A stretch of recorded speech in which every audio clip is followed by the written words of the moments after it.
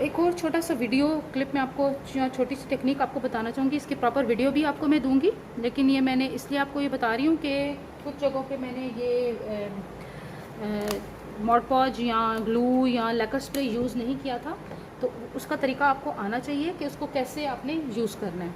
Like ये मैंने mod pause लिया और ये पेपर लिया, पेपर बटरफ्लाई बनी हुई है, इसको मैंने मॉड पॉज लगा के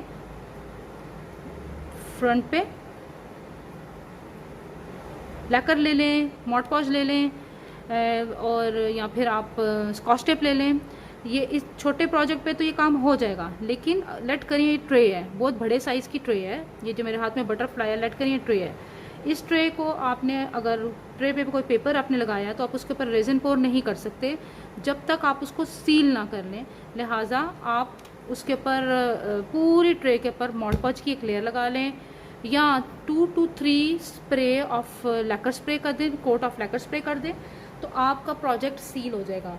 अब वो जब ड्राई हो उसके बाद आपने उसके ऊपर रेजिन पोर करनी है। अभी ये मैंने मॉड पॉज लगाया लेकिन ये वेट है, इसके ऊपर मैं रेजिन पोर नहीं करूँगी। ये जब ड्राई होगा इसके बाद मैं आपको बताऊँगी कि रेजिन पोर कैसे करते हैं। दूसरा तरीका मैंने आपको एक और तरीका था जिसमें मैंने ये टेपिंग मेथड यूज़ किया था। जब प्रोजेक्ट बड़ा होता है तो उस पर टेपिंग मेथड यूज़ नहीं करना चाहिए, या तो जितना बड़ा प्रोजेक्ट हो उतनी चौड़ी टेप लगाएं।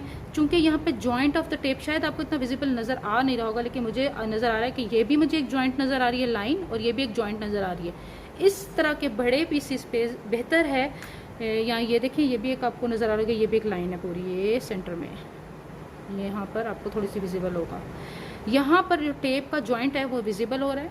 लिहाजा इस तरह के बड़े प्रोजेक्ट्स के लिए बेहतर है आप मॉड पॉज कर लें या लैकर स्प्रे कर लें। ये छोटा प्रोजेक्ट था, ये पूरा मेरा कवर हो गया था टेप से, और इस पर किसी किस्म का जॉइंट नहीं आया। ये सब ड्राई हो गए हैं, इनकी वीडियोज़ भी मैं आपको दूँगी कि मैंने कैसे बनाए थे। अच्छा, ये फैब्रिक है, इसको भी मैंने टेप लगा के सील किया था, ये देखें। और कोशिश करें कि टेप जब आप लगाएं उसको अच्छी तरह से प्रेस करें कि टेप आपकी उतरे नहीं, और उसके बाद रेजिन जो है आपकी एज तक जानी चाहिए। ऐसा ना हो कि आप टेप आपकी ज़्यादा हो जाए उसके ऊपर रेजिन डाल रहे हैं तो फिर रेजिन टेप से उतर जाएगी। रेजिन आपके इस सरफेस को टच नहीं कर रही होती पेपर को, इसलिए वो उतर जाती है। लिहाजा आपने जब भी टेप लगानी है उसको अच्छी तरह से काटना है। अब जब रेजिन पोर करेंगे तो आपकी एज तक जाए, अगर तो थोड़ी सी पीछे भी चली जाती है तो कोई मसला नहीं। जैसे यहाँ पर ये कहीं थोड़ी थोड़ी कहीं जगह पे पीछे चली गई है तो वो इसको और मजबूत करेगी जब रेजिन थोड़ी सी पीछे भी चली जाती है। लाइक वो एक उसको बाइंड कर देगी, ग्रिप कर देगी। देखिए नहीं पीछे चली गई, इसने इसको ग्रिप कर दिया। सो ये 2-3 पॉइंट्स हैं जब आप इस पे पेपर पे या बड़ी ट्रेस पे, क्योंकि जब हम बड़ी बड़ी ट्रेस पे काम करते हैं तो कभी कभी हमें उसको सील करना पड़ता है विद रेजिन। बेशक आप जितना मर्जी सील कर लें मॉड पॉज से या किसी भी और मटेरियल से, लाइक लैकर स्प्रे से, लेकिन कभी कभी जब आप इस पर रेजिन पोर करते हैं बड़ी ट्रेस पे तो बहुत अच्छा लगता है, खासतौर पे टेबल टॉप। मैं आपको एक टेबल मैंने जो बनाया था उसका भी मैं आपको थोड़ा सा व्यू बताती हूँ कि मैंने उसको पहले पेंटिंग की और उसके बाद मैं उसके ऊपर रेजिन पोर कर दी, और वो मेरा टेबल इतना रफली यूज़ हो रहा है और उसके ऊपर कुछ भी नहीं, बिल्कुल सही है वो। मैं आपको उसकी वीडियो थोड़ी सी बताती हूँ। ये मैंने टेबल बनाया था, ये मैंने पेंटिंग की थी, हैंड पेंटेड हाउस है ये, मैंने वाटर कलर से किया था। इसके बाद इसको मैंने इसके ऊपर पूरा मैंने स्प्रे कर दिया था, लैकर स्प्रे और मॉड पॉज दोनों करके। इसके बाद मैंने इस पर रेजिन पोर की थी। अब आपको थोड़ी सी इसके शाइन से आइडिया हो रहा होगा कि इस पर रेजिन पोर हुई है, लेकिन हमारी रेजिन स्क्रैच प्रूफ नहीं होती, और ये मेरा टेबल बहुत ज़्यादा यूज़ होता है, हर वक्त फ्रिक्वेंटली यूज़ है। मेरा इमेज तो क्लीन है, साफ़ है, लेकिन आपको ये स्क्रैचेस नज़र आ रहे होंगे, इसमें ये नज़र रेजिन में ये स्क्रैचेस आ जाते हैं, लेकिन इतना विजिबल नहीं है। अगर आप इस पर रिफ्लेक्शन से देखें तो स्क्रैचेस नज़र आते हैं, अगर आप इसको टॉप से देखें तो ये आपको बिल्कुल नीट और क्लीन नज़र आ रही होती है। लिहाजा इतना फ़र्क नहीं पड़ता, लेकिन ये कि आपका प्रोजेक्ट अगर आपने इतनी ज़्यादा मेहनत की है, पूरी पेंटिंग बनाई है, तो आप उसको अगर रेजिन लेयर से सेव कर लेते हैं तो बेस्ट तरीका है इसका सेव करने का। एक तो आपका पेंटिंग भी सेव हो जाएगी, आपकी मेहनत भी नहीं ज़ाया होगी, और दूसरा ये कि आपका जो लुक है इसकी टेबल की वो बहुत अच्छी आ जाएगी। ये मेरे मॉड पॉज बिल्कुल ड्राई हो गई है, ये देखिए आप। अच्छा, आपका ये जो जिस सरफेस पे आपने रेजिन पोर करनी है वो बिल्कुल फ्लैट होनी चाहिए, ठीक है। ये वुडन पीस है, इस पर भी मैं आपको बताऊंगी, ये लेज़र कट है, इसको सील करने की ज़रूरत ही नहीं है क्योंकि ये इसमें पेनिट्रेशन ही नहीं है। अच्छा, इसके बाद आपने बहुत एहतियात से रेजिन पोर करनी है, ये पोर करें आप। थोड़ी सी, और इसको किसी सरफेस पे रख देना है, ठीक है। इसके बाद इस रेजिन को आप स्प्रेड करते जाएं एजेस तक।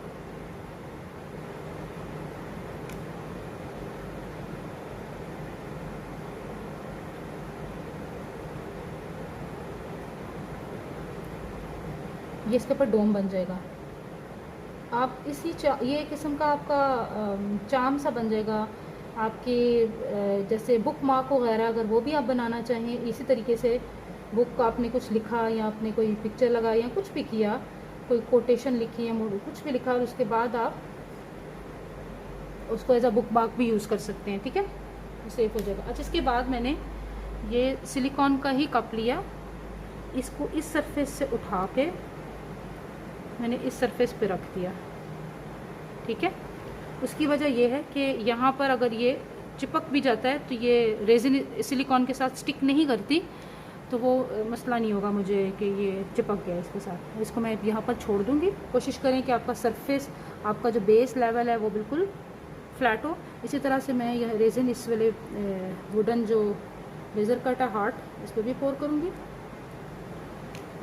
एग्जैक्टली इसको कप के ऊपर रखूँगी और कोशिश करें हाथ ना लगाएं, लग जाता है तो फिर आप या तो ग्लव्स पहन लें या इसको फौरी तौर पे अपने हाथों को साफ़ कर लें। ये मैंने एज तक सारा हार्ट पे भी आ गया। ये बहुत प्यारा लगेगा। आप अपने नेम्स कट करवा के, फैमिली के नेम्स या अपने नेम्स कुछ भी कट करा के इसके ऊपर आप इस तरह से रेजन पोर करें, उसकी लुक ही बहुत ही प्यारी हो जाएगी, ठीक है। इसके बाद आप इस पर थोड़ा सा हीट दे दें ताकि अगर इसमें कोई बबल्स हैं तो वो पॉप। ये मैंने जो बटरफ्लाई बनाई थी, थोड़ा सा मैं जूम कर देती हूँ। ये जो मैंने बटरफ्लाई बनाई थी, ये आप ये देखें, तकरीबन 3 से 4 घंटे बल्कि 5 घंटे के बाद ये भी सॉफ्ट है। लाइक आप इसको कोई भी शेप देना चाहें तो दे सकते हैं। अगर मैं इसको यहाँ से बेंड करूँ तो ये बेंड भी हो जाएगी।